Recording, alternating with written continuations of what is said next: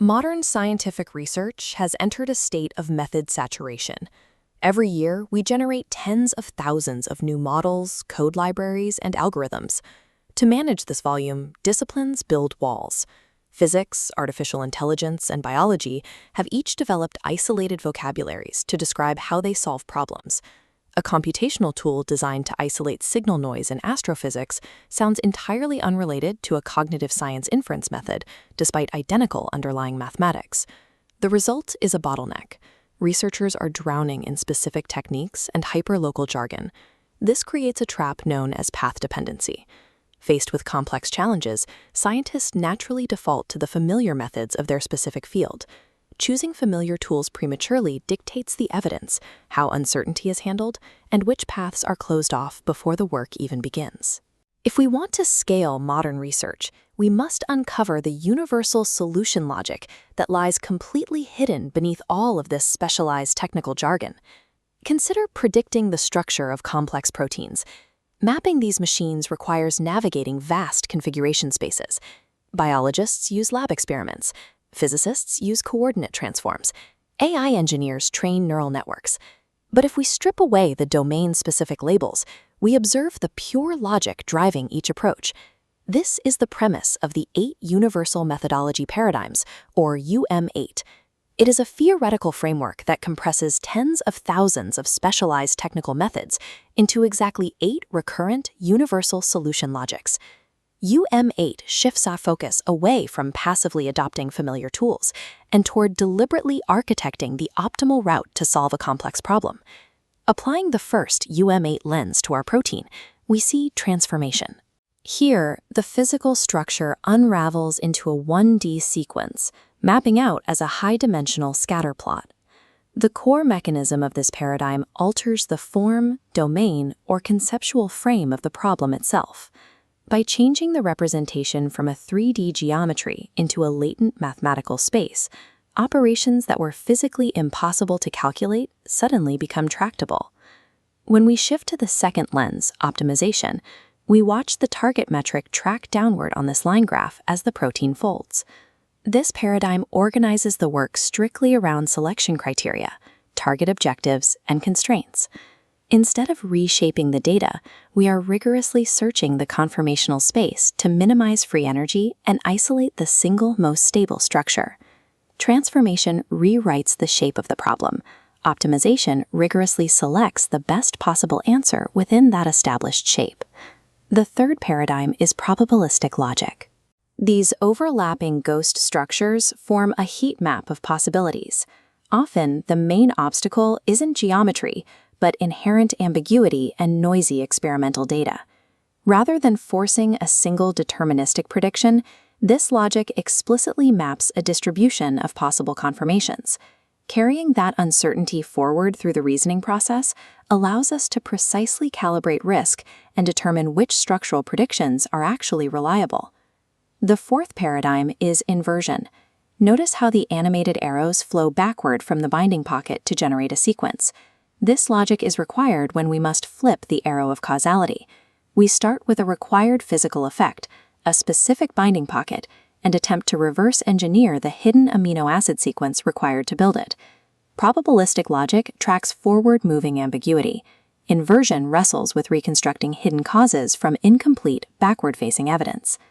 The fifth paradigm introduces rule-based logic. Look at the strict geometric bounding boxes enforcing limits.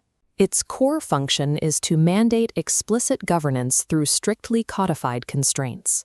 A biophysical system has hard valency limits and chemical safety thresholds that simply cannot be violated.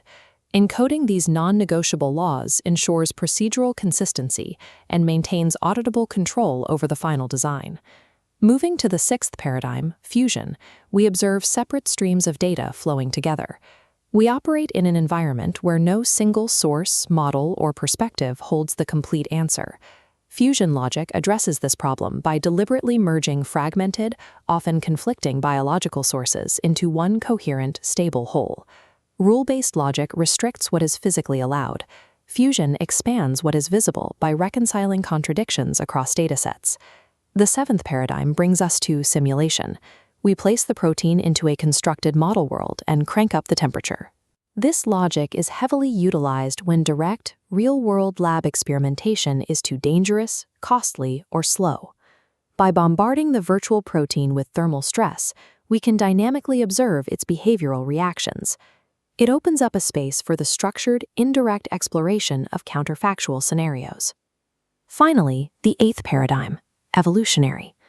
The protein duplicates. A scanning line deletes unstable structures. This logic organizes progress through structured change across time. Running a directed evolution loop that measures fitness, retains best traits, and iterates forces the protein to adapt across successive generations. This is the necessary route when our target objectives or environmental conditions continuously shift. These 8 paradigms function as epistemological commitments. They dictate how a problem is framed, which evidence is prioritized, and which interventions remain available downstream. Pulling back from biology, we can view the overarching architecture of UM8 on this schematic. The central hub contains the high-leverage cognitive operators: decomposition, abstraction, integration, and reasoning. These remain constant across all problem-solving. The peripheral nodes represent the 8 distinct methodological stances we just applied to the protein. This map unifies the disparate vocabularies of artificial intelligence, physics, and biology into a single comparable space. Real-world complexity rarely fits neatly into just one paradigm. Most advanced tasks require multi-paradigm routes. This interaction matrix explicitly maps how these paradigms structurally combine. It specifies how a row paradigm can support, constrain, or modify a column paradigm. Researchers can use this matrix to deliberately architect complex, hybrid research routes long before they commit to a specific technical implementation. UM8 acts as an antidote to domain blindness. It stops scientists from locking into suboptimal tools too early in the process. The framework also scales downward. Each paradigm opens into a specific compass module that maps out granular, internal design decisions. For human researchers, this structure transforms scattered, local advances into reusable methodological assets that transfer across scientific boundaries. Beyond human research, this architecture is being operationalized into machine-readable schemas, like the UMMCI Core Semantic Package. This provides autonomous agents with a stable semantic space to represent and validate their own problem-solving choices. By using these paradigms as a vocabulary for meta-control, an agent can manage long-horizon tasks, selecting and reevaluating its methodological route as the mission evolves.